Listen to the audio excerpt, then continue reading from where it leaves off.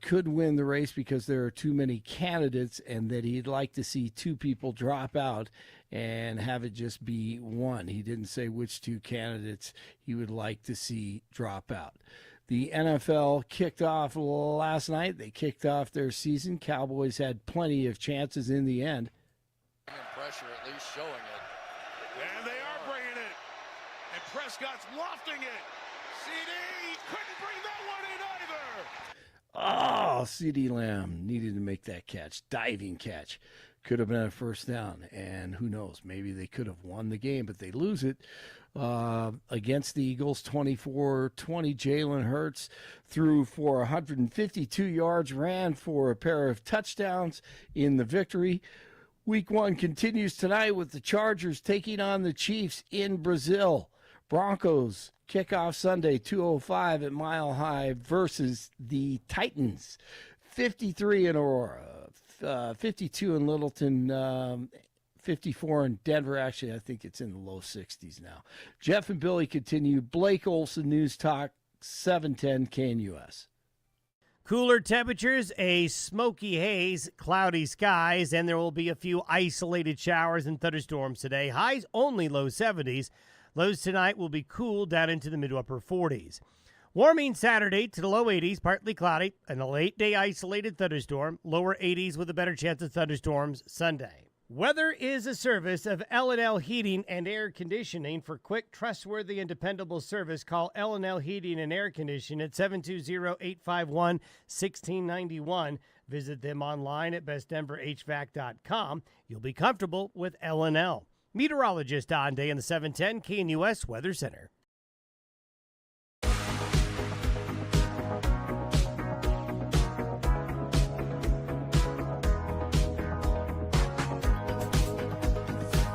Well, this is a conversation you're not going to want to miss. This is going to be a fun one. Joining us live in studio is Chris Degree Kennedy, the president of the Bell Policy Center. And they're floating the idea. I think you guys are out there getting ready to launch this, or at least maybe you're before the title board, but you want to put a question onto the 2026 ballot initiative, which would be to get rid of Colorado's flat tax and move to a graduated income tax. And currently in the state of Colorado, and correct me if I get any of this wrong, please, Chris, but we pay a 4.4% across the board flat tax on our income.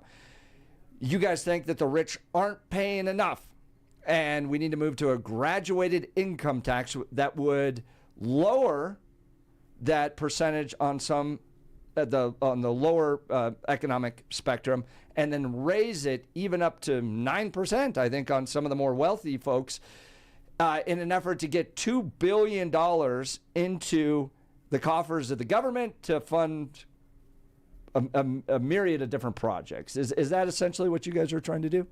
Yeah, that's right. So we're looking at doing what 27 other states in this country already do and change the tax rates based on your level of income. And just to make clear that this is not a radical or extreme idea, some of the other states that have a graduated income tax in this country include Alabama, Arkansas, Delaware, Kansas, Missouri, Montana, Nebraska, North Dakota, Ohio, Oklahoma, and West Virginia. This is an incredibly common practice across the country, but in Colorado it's not, because in 1987, the state legislature moved away from a graduated income tax towards a flat tax rate.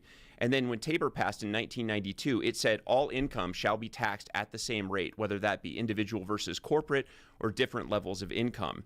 Now, that income tax rate has also been permanently lowered 4 times since 1992, twice in the late 90s, and again with 2 propositions that were on the ballot in 2020 and 2022. So we now have the lowest income tax rate in state history, but the benefits of that predominantly go to the folks with the highest levels of income. And so what that has meant is in the last several years, it hasn't been as big of a problem because we've had $3 or $4 billion Tabor surpluses. So when we're giving back that money to taxpayers and their Tabor rebates anyway, just doing a tax cut just reduces the amount of Tabor refunds they get the next year. But now that we're in this era where, because of the federal policy that drove us down below the Tabor cap again, We are now in a place where those income tax cuts of the last couple of years are having an impact of hundreds of millions of dollars on our ability to fund our healthcare infrastructure, our K-12 education infrastructure, child care supports for families, and a number of things that people really value. So what our proposal would do was it would lower the rate from our current 4.4 to 4.2% on the first $100,000 of income and keep the tax rate the same on the next $400,000 of income. What that means is that anyone making less than $500,000 a year, and that's 98 or 99% of the state, will get a tax cut from this proposal. And it's only the top 1 or 2% that end up paying more to get us closer to how other states do tax policy, including those red states that I mentioned earlier. That's Chris Degree Kennedy, is the president of the Bell Policy Center. Now, Chris, I've heard from Jared Polis even that they want to get rid of the income tax entirely. Aren't we taxing people and their success and their opportunities to invest back into the state? Aren't we taking that away from folks? You know, the governor and I disagree about a great many things, and this is one of them. Yeah. I think that you accurately described his position. He has spoken about income taxes as not wanting to disincentivize productivity. And I certainly understand that. But what I would also say is the kinds of budget cuts we're making to healthcare in light of the federal Medicaid cuts over the next few years, these are going to directly lead to the closures of rural hospitals and rural healthcare clinics. And so I know that there are a lot of different beliefs about the needs of the state government, and that's something we can definitely dive into this morning. But I want to be really clear that when we talk about increasing the tax rates on higher income, this is not about punishing wealth. It's about making sure those who have benefited the most from the economic growth of this state over the last several decades are paying their fair share so that we could have an education system, a healthcare system, a child care support system that makes sure that everyone's got a fair shot, that if they work hard enough, they actually have access to the American dream in this state. Wouldn't the fair share be equal across all levels? I mean, that's what the flat tax does. 4.4% says you make this amount of money, you're going to pay 4.4%.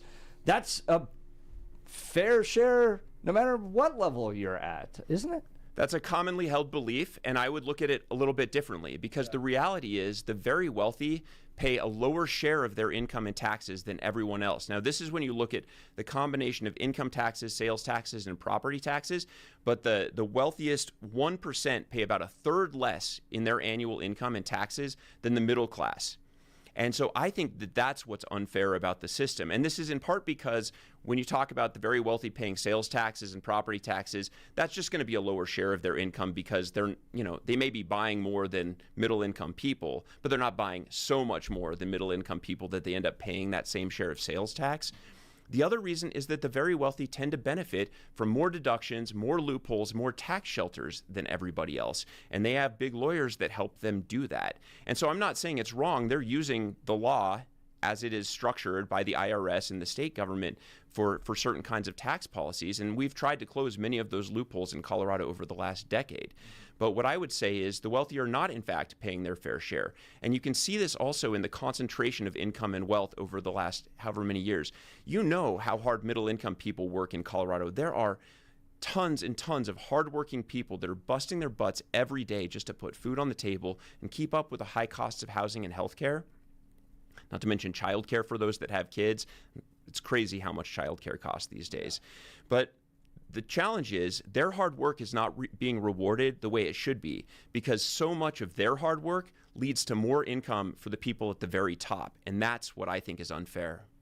That's Chris Degree Kennedy, the president of the Bell Policy Center. They're leading a ballot initiative to get rid of the flat tax that we have here in Colorado, move to a graduated income tax. Is it for individuals only? I think I've read in that Sun article that this would include businesses, and a business making $1 million is not a big business. That's maybe 5-10 employees. So are we now going to be increasing the tax on businesses as well? Well, let me be clear that the way you define corporate income is the profit after they've paid out all their expenses. So that is not the case that we're talking about businesses with 5 to 10 employees. Right. So a couple of things about this. Yes, the ballot measure, as proposed, does include both individual and corporate income tax rates. 2, The bulk of small businesses are partnerships or pass-throughs, so they're not paying corporate income tax, period. They're taking their share of a salary that they draw from working for their small business, and they're paying taxes on that. So if the owners, let's say there's 4 owners of a business that's making $2 million a year, and they each take home $500,000, they are not going to pay more taxes on that. Now, when you talk about C Corps, these are the big corporations. I mean, there are some smaller C Corps as well. But the reality is, if you've got a C Corp that after paying out all your employee compensation, after you pay out all of your other expenses associated with doing your business, if you're making more than $500,000 a year in profit, that's when the new tax rate would kick in for corporations in Colorado. And you think corporations here in Colorado will stick around? That's not how corporate taxes work, Jeff. Yeah. I mean, you don't think they're going to move out of the state if they're now all of a sudden having to pay a higher rate? That's not how corporate taxes work. Corporate taxes are based on how much you sell in a state. So 91% of corporate taxes are paid by national companies, some of which are based in Colorado, that sell products across the country based on how much they sell here. And the other thing I would add about this is even with the rates we propose in this structure, we are still in the middle of the pack of other states. Like right now, we are very near the bottom in terms of low corporate income tax rates. Even with what we propose here, we won't be in the top half of states. And for small businesses, we'll be the 35th lowest in the country. That's Chris DeGree Kennedy, president of the Bell Policy Center. We're talking about their ballot initiative effort to get rid of the flat tax. Now, the Bell Policy Center, well known for their efforts to try to get rid of Tabor. Is this just another effort to get rid of Tabor? I think that misses the point. We do have criticisms of Tabor because we believe that what Tabor has done is locked in place an unfair and inadequate tax code. But the reality of this proposal is it strikes one sentence from Tabor alone. It strikes the sentence that says all income shall be taxed at the same rate. Otherwise, it leaves Tabor intact. Voters will still have the right to vote on their own taxes. Voters that are making less than $500,000 will still get the same Tabor refunds they would have gotten before. Okay. For going back to the individuals, those making over $500,000, $1 million, aren't they going to leave the state? There's a lot of evidence to the contrary. So, yes, some will. Yeah. But the evidence in other states has shown that very few, in fact, leave the state. The most recent example, Massachusetts passed a millionaire's tax in 2022. And what they've actually seen in the few years since that's been in place is the number of millionaires in Massachusetts has grown and the total wealth of millionaires in that state has grown. And I think that just speaks to the way that our economy works right now, where the very wealthy end up taking the bulk of the money out of our economy. And so sure, I would expect there will be some small number of millionaires who decide to leave the state. It will not be enough to undermine what we're trying to do with the policy. And I think what I would really want to underscore is that all of the evidence shows that quality of life issues are the primary reason people move, regardless of their income level. Colorado's high quality of life, being close to the mountains, having clean air, this is one of the things that attracts people to the state. It's why our population has grown so much in this state. And so I think that there's really very little evidence there will be a mass exodus of millionaires from this state. Okay. At the end of the day, this is about raising revenue for government, right? I mean, you guys want to get $2 billion into the government. I mean, you guys have raised revenue. You guys are, the state capital is doing, and you spent 8 years there as a state rep. You all are doing record spending compared to what was done before. Why does the state need more money? So it's about two things, right? Yes, it is about more revenue for the state to spend on things like education, healthcare, and childcare, but it's also about a more fair tax system so that regular working folks get a little bit of a break while the wealthier pay their fair share. But to your key question about the needs of the state government, I want to debunk a couple things that have been said. I've heard it said that the state government has grown by 50% over the last 10 years. It's a common talking point I see on Twitter. That is misleading for a couple different reasons. One, inflation, just since COVID alone, has been through the roof. Now, let's not go down that rabbit hole of who's to blame for the inflation we experienced, but that's a reality. And if you think that the inflation on regular families' costs is real, look at the cost of the health care that we provide for the state workforce. Look at the costs of capital construction and highway construction projects. Those costs have gone up even more. Secondly, the state population has grown quite a bit over the last decade. So if you just look at inflation and population, you'll see that the state's general fund has stayed within the Tabor limit, right?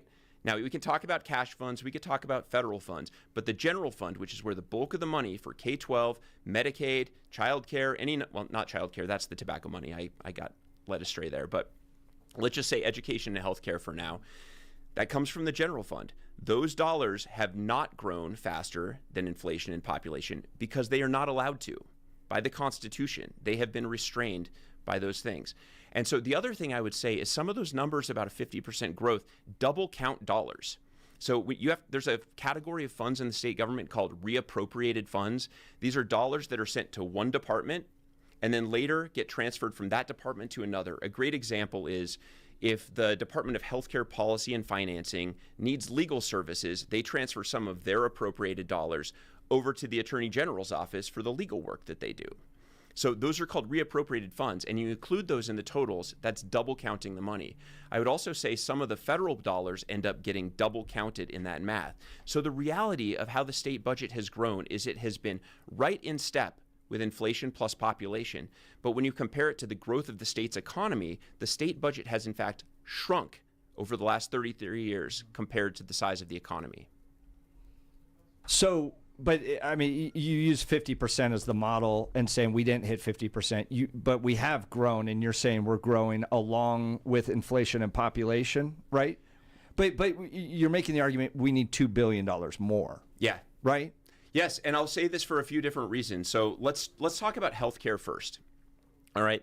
So the reason the costs of the Medicaid system are growing in Colorado is because of our aging population. And that's not a bad thing. It's a great thing that we've got an aging population. It's a beautiful thing to move past your working years into your retirement years and have the wisdom of generations before that you bring along. But the Medicaid costs associated with long-term care in particular, especially if you have severe health conditions or disabilities, that's why the Medicaid costs of the state are going up faster than they had been a decade prior. Not illegal immigrants? No, it's not illegal immigrants. Okay. We can talk about that, but let's finish this point, okay, and then we can come back and talk much more about how much immigrants pay in taxes in Colorado compared to how much they get back in government services, because I can make the case that immigrants put much more into the economy than they get back out. Now, to this point about Medicaid, we are not paying healthcare providers enough. We are paying them about 80 cents on the dollar for the level of healthcare they provide, so that when doctors and hospitals and clinics opt into the Medicaid program, they lose money on those patients. That ends up being a cost shift onto our health insurance premiums for the people that have traditional health insurance. So that's a problem that we've had for a very long time in this state. Now it's being exacerbated by the federal cuts that are happening. Now, the Medicaid work requirements are an interesting example, because what we are going to have to do to pay for the new bureaucracy and red tape to implement the work requirements is cut healthcare services. And the reality is that 92% of people on Medicaid are already working or qualify for either a disability or a student exemption. And so we're talking about a real meaningful cut to healthcare services in order to pay for new government and new bureaucracy to administer Medicaid work requirements. But that's the smaller of the two problems that's coming down the way with Medicaid. The bigger one is this provider fee limitation that the federal government put in place. What that's going to mean by 2032 is somewhere between $1 and $2 billion of lost revenue for the Medicaid program. This is a lifeline for rural Colorado, a lifeline for rural hospitals, a lifeline for rural clinics. If this goes away, there is no replacement for that money. So that's one reason we're talking about $2 billion in new tax revenue from the very wealthy in our proposal. I'm going to get a sip of water, and then I'll continue my thought here. That's fine. You can see, talented lawmaker, 8 years down at the state capitol, being able to argue this stuff. We could get into illegal immigrants, because I think the best example of the idea that this just doesn't balance out is the city of Denver is run out of money. They served 40,000 illegal immigrants. And so if the idea that somehow they add to tax revenue that's going to offset the cost, they're $200 million in the hole. I'm not an expert on city government. I would. I'm sorry. But I just think the idea that somehow, and then our state is facing a budget crisis.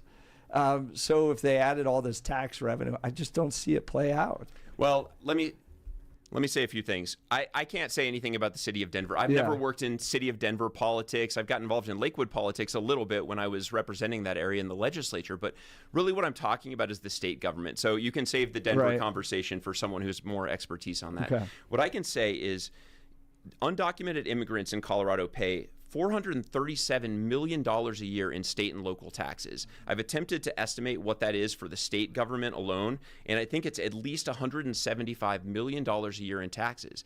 So when you talk about the health care that's being provided for undocumented families, let me just add up these dollars for you.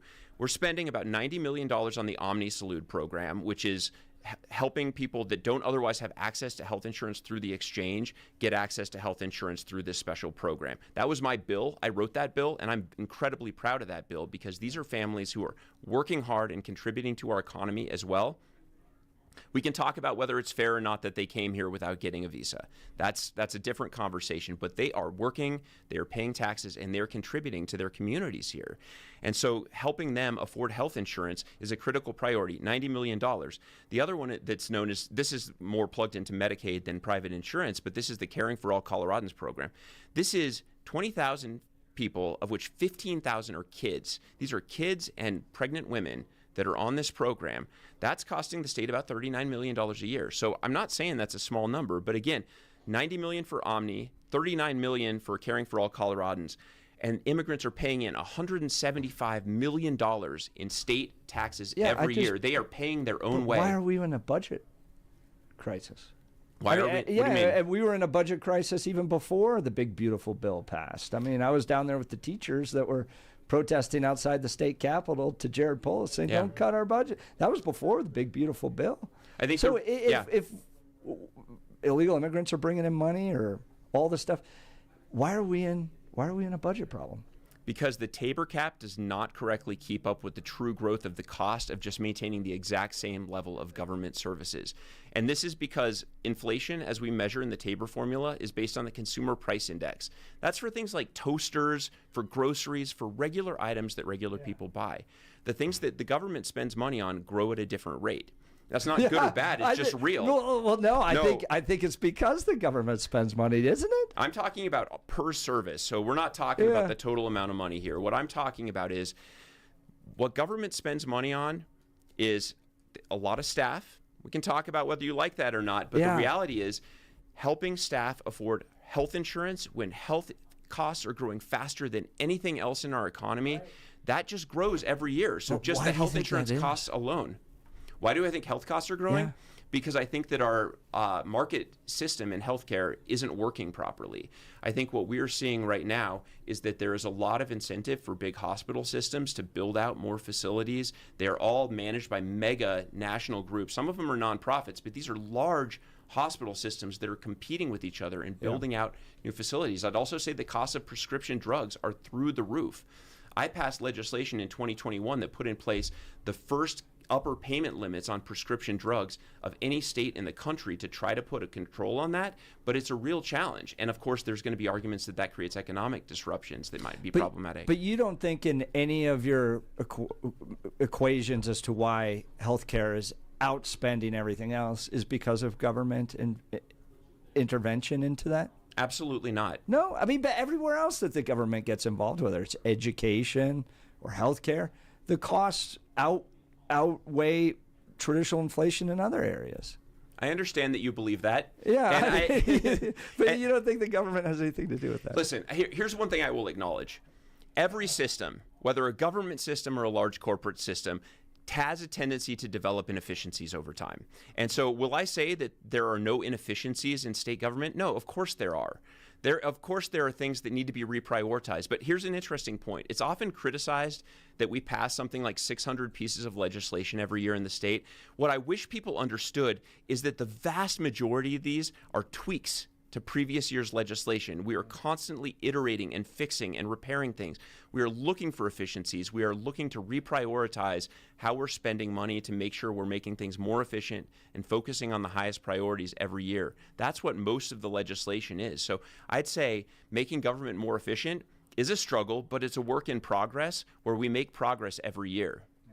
That's Chris DeGree Kennedy. He's the president of the Bell Policy Center. They are beginning the effort to get a ballot initiative together that would end Colorado's flat tax, move to a graduated income tax. We're going to continue this conversation.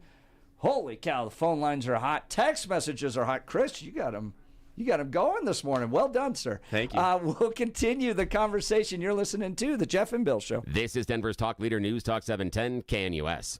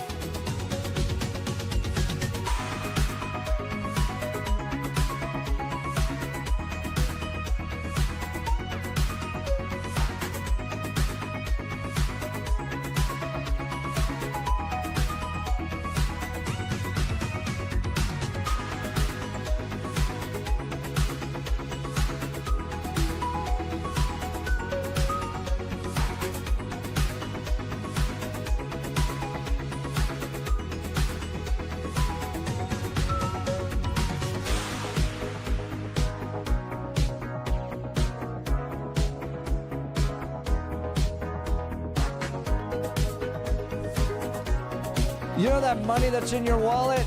Well, I think it could be better spent with the government. No, I don't actually think that. But we're having fun here with Chris Degree Kennedy.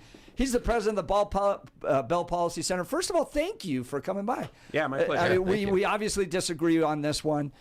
And I'm going to throw this question to you, and then we'll get to the calls. I'm a resident of Colorado. I'm a native of Colorado. I've looked at progressive domination of the political institutions of Colorado, and I look at the results, the fruit of it. Everything's more expensive. Our taxes are going up because of property taxes. It feels like I'm paying more than ever before, and it feels like the services aren't being delivered. My roads are terrible. My health insurance is more expensive. Everything is more expensive. So why, Mr. Kennedy, should the government get more money? Well, thank you for the question, Jeff. I do acknowledge that cost of living is a huge challenge in this state. It's really expensive to get health care. It's really expensive to get child care. I think it's really expensive to get higher education. Housing is obviously really expensive. And a lot of these things have been big challenges that the state government has been working on trying to address over the number of years. What we're talking about in this proposal actually saves money for 98% of the people of the state. And let me just break down a few of the different ways that we're proposing to help make Colorado more affordable for regular working people. First of all, there's a direct tax cut in the measure. I know that doesn't always pass the smell test with people because they don't believe that a progressive or a Democrat would ever suggest that cutting taxes is a good thing. But what I would say is that is the unfairness of our current tax structure, where the wealthy are paying too little and regular working people could afford a little break to help them get by. So what we're proposing is a 0.2% tax cut for 98% of the state. And I just want to explain what exactly that looks like. There have been 2 tax cuts passed on the ballot in the last 2 years. What we're proposing is a bigger tax cut than 2022's Proposition 121 for anyone making less than $150,000 a year. And it's a bigger tax cut than 2020's Proposition 116 for anyone making less than $250,000 a year. So we are trying to give regular people a break while making the wealthier pay their fair share. Some of these other things you talked about with the costs, you may have a belief that is because of the way government has intervened, and you're certainly entitled to that perspective. But I would say that the costs of health insurance are driven up because of the healthcare market being a fundamentally broken market where costs go up and the insurance companies are not doing anything to control the costs. Insurance companies are just making more money the more money that goes into the system, and that system fundamentally needs reform. What that reform looks like, that's a debate for another day. Yeah. But childcare costs, the reality is we have to pay childcare workers too. The people that are caring for our kids at preschool all day, my daughter's going to be at a preschool all day with a classroom of, 10 or 12 kids. You need the people in that classroom with your kids to be qualified. In order to be qualified, you have to pay them enough to live in the communities where they teach. I think the teachers at my kids' preschool get $20 an hour. That's not enough to afford the cost of living in Lakewood. These are real challenges in our community. And so, yeah, there's work to be done on all of this stuff, but I would argue that the bigger problem is we have not invested enough in the key things that make economic opportunities real for people. And I so appreciate you being here, brother. That's where you and I think, have our fundamental difference of opinion. Is I look at a state that's been dominated by Democrats, taking in record money into the state government, providing record government services and expenditures, and nothing is more affordable, nothing is a higher quality. And the argument, we just need a little bit more. If we just had a little bit more, we'll finally unleash this kind of paradise of government services. I just don't know. I just don't think it delivers. But that's where you and I disagree, and I sure appreciate you being here. You want to take some phone calls? Sure, let's do it. All right. Chris Degree Kennedy, live in studio, president of the Bell Policy Center. Let's go to Jack in Wyoming. Good morning, Jack. You're on with Jeff and Bill. Good morning. And Chris. Morning. Good morning, guys. Perhaps one of the founding fathers said it best, that John Marshall, he was also a jurist on the federal bench. His statement was, the power to tax is the power to kill. Okay? Now, we can't do much on the federal tax. Let's not conflate that with state tax. But state taxes can do different things. Now, and income tax is not just payroll tax. It's also tax on investment portfolios. That's why I beat it up here to Wyoming. Now, I do have to pay on my investment portfolios, and I've got several large ones, federal taxes. There's no way around that. But I don't pay it into the state of Colorado because I am now in Wyoming. That's called exercising your ballot by foot. Thank you. All right. Chris, response to Jack. You know, I think that one of the things that's worth noting about this proposal is it will ultimately be up to the voters of the state to decide if they want to say yes or no. So we're doing what Tabor says you must do. If we believe there's a need for a tax increase on the wealthiest people in Colorado, we put the question to the voters. We're going to have to get 125,000 petition signatures, including 2% of the registered voters in every state Senate district in Colorado.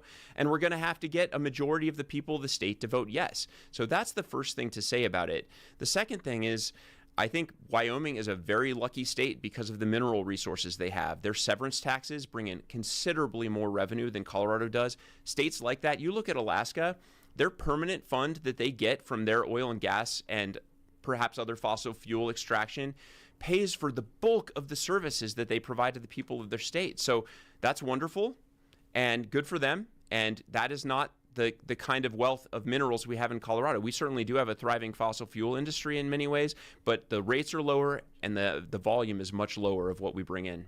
Jack, appreciate the call. Jack's line is open, 303-696-1971, 303-696-1971, or text us on the Dan Caplis Law text line at 720-819-5115. Troy, Denver, good morning. You're on with Jeff and Bill and Chris Degree Kennedy of the Bell Policy Center. Good morning, Jeff. Good morning, Chris. Just a question. Given that the Bell Policy Center is a political organization that uses a tax-exempt status meant for charity to avoid paying taxes, the Bell Policy Center in 2023 made $1.3 billion worth of revenue over expenses.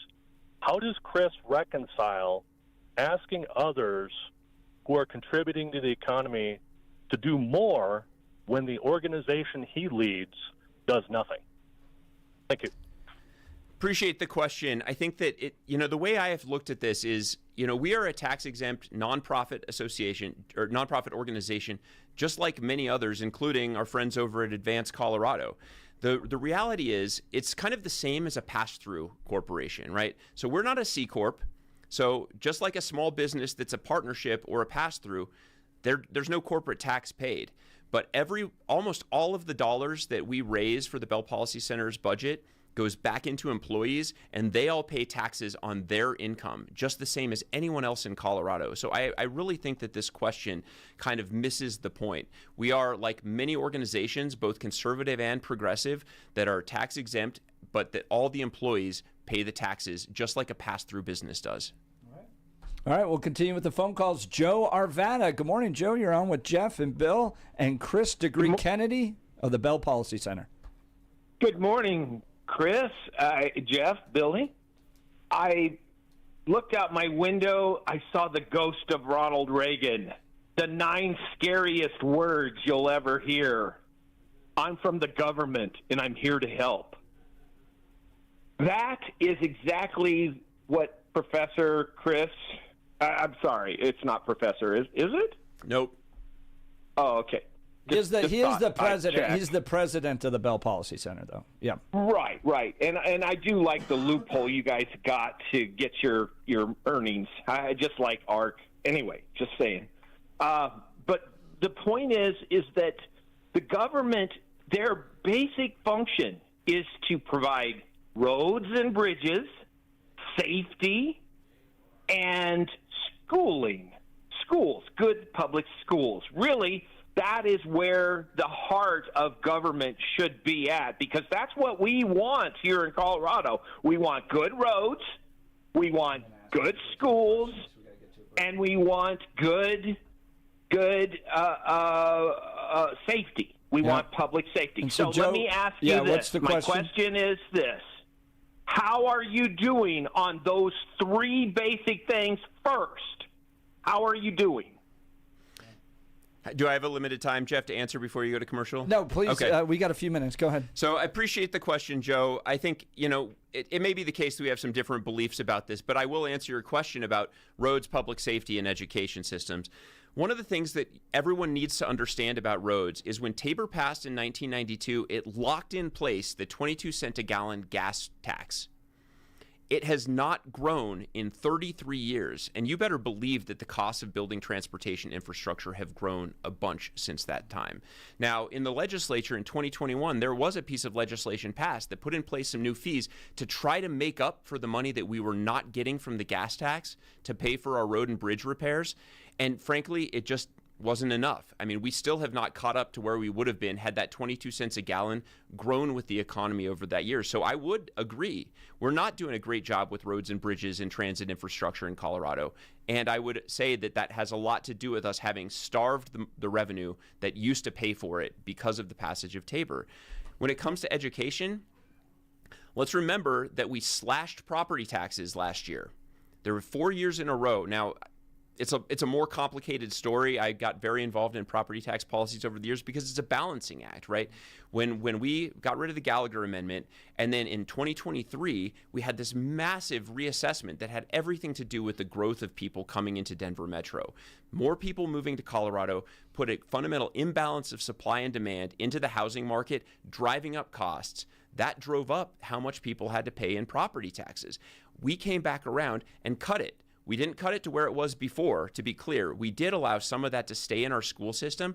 And what that allowed us to do is pay off the so-called BS factor for a K-12 education, where our state was out of compliance with the state constitution for 14 years on how much we were supposed to be paying for K-12 education. 14 years of being out of compliance with a constitutional requirement for how much we're supposed to be spending on K-12 education. So that is the reason that we're still not paying teachers what they need to teach in the community or to live in the communities where they teach, why our class sizes are larger, why we have capital construction issues with our schools. And what I'll say about public safety is this. This is fundamentally a local government issue. Local governments, counties and cities, that's who pays for police forces. That's who pays for county sheriffs. The state's role in public safety is very different. And so we have the state patrol. They have their part to play, and I think that they get the funding that they need for state patrol to do their job. And then we have a public safety division that does a lot of crime statistics and data analysis and work like that. So I would say, yeah, there's some work to be done on continuing the work on making our communities safer. But I would say that that's fundamentally not what the state government has done in Colorado, because this is a local concern. That's Chris DeGry Kennedy. He's the president of the Bell Policy Center. They're leading an initiative to get rid of the flat tax, move to a graduated income tax. We'll continue our conversation. You're listening to The Jeff and Bill Show. This is Denver's talk leader, News Talk 710 KNUS.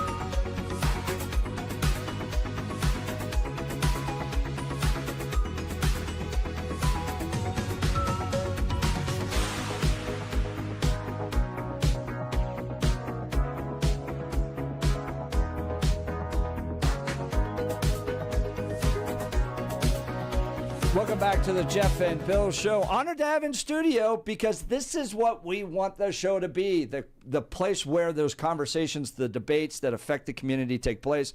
It's why we are Denver's top talk radio show. Right, left, center, get to come here. And Chris Degree Kennedy, president of Bell Policy Center, willing to come in studio, having the conversation face to face. I really appreciate it. Thank you, sir. Yeah, this is cool. By the way, you can follow him on X at C Degree Kennedy, and that's spelled CDEGRUY Kennedy. Look up Chris Degree Kennedy on X. You can follow him there, or go to bellpolicy.org, bellpolicy.org, to learn more about his organization. Let's go back to the phone lines. Jay, Highlands Ranch. Jay, you're on with Jeff and Bill. Hey, Chris, thanks for coming on. Number one, let me start with this. You know more about the details of state government, and you've forgotten more than I'll ever know on listening to you today. But the words and context matter, Chris, and the reason I called in is you use the statement, we just want to make sure people are paying their fair share. And the reality is government costs money to run. And before I die, I'd like to know if government inaction is 2 words or if it's 3 words.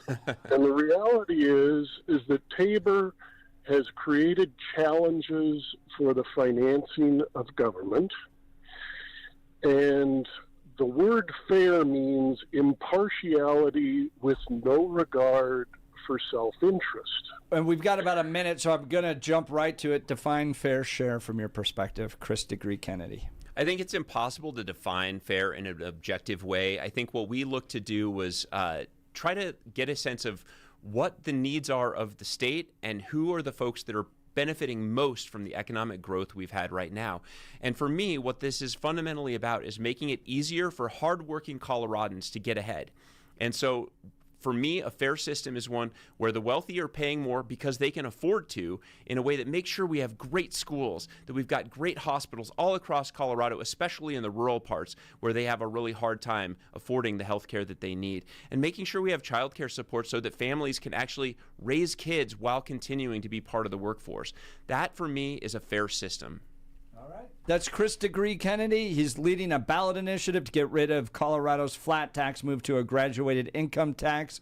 If you want to learn more information about it, go to bellpolicy.org, bellpolicy.org, to learn more about his organization. Yesterday we had Advance Colorado on, and Christy Burton Brown, and they're working on their own initiative, it looks like.